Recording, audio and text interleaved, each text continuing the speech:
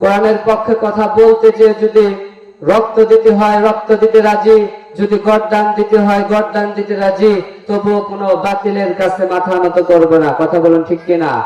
আল্লাহ রাব্বুল আলামিন আমাদেরকে যেন কোরআনের পথে ইসলামের পথে কথা বলার তৌফিক দান করে। সকলে বলে আমিন।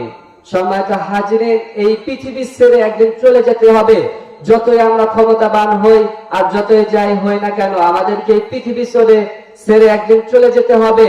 আমাদের থেকেও বেশি ক্ষমতাধর লোক ছিল ফিরাউন, কিন্তু এই ফিরাউন দুনিয়াতে নাই। এই ফিরাউনকে আল্লাহ রাব্বুল আলামিন দুনিয়া থেকে বিদায় করে দিয়েছেন। কথা বলুন ঠিক কিনা?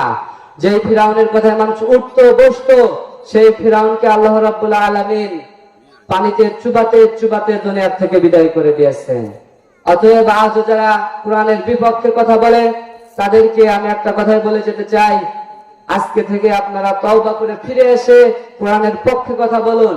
আর যারা কোরআনের বিপক্ষে কথা বলে, তাদেরকে আমি বলে যেতে চাই, আল্লাহ রাব্বুল আলামিন ছাড় দেন কিন্তু ছেড়ে দেন না।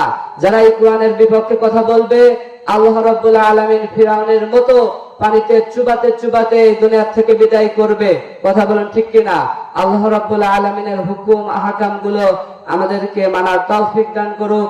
সকলে বলি আমিন।